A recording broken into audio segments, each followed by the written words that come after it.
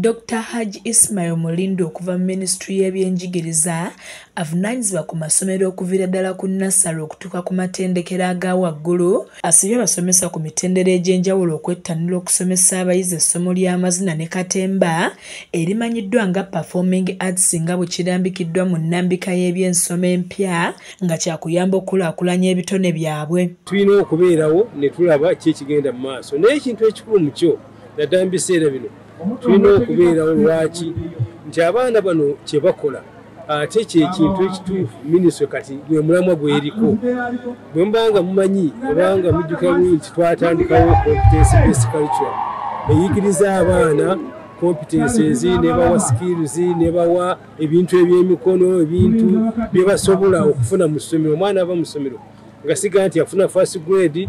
Ono abadde ku ssomero lya gavumenti erya Namungo Seed School erisangibwa mu disitulikiti ey'Emityana nga yabadde omugenyi omukulu.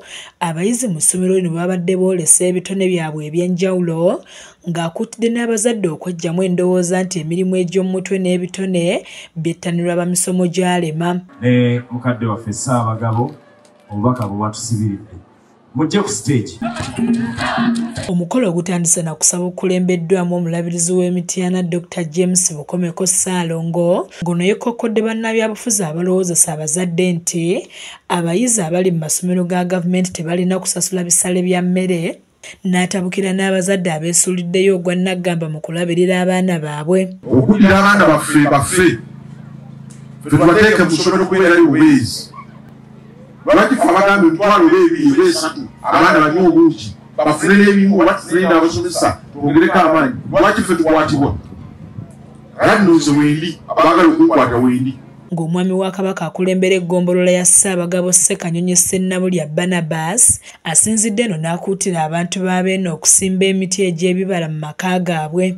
Kabeera akabonero akakubiriza buli muzadde ali wano n'omwana ali wano tibaddayo eka asimbeyo omuti ogw'ekibala. Omuti tulese gwa kibala abaliwo olwaleero n'abaliddawo basobole okulyako. Proscovia Nabakko okuva mu kitongole kya Nabagereka Foundation asabye abazadde okufaayo ennyo okutendeka abaana baabwe obuwangwa n'ennono omuli okussessira ku nnyambala naddala mu baana ab'obuwala. Era katubakubiriza abazadde tuddeyo ku nnono yaffe ng'abazadde abali mu Buganda.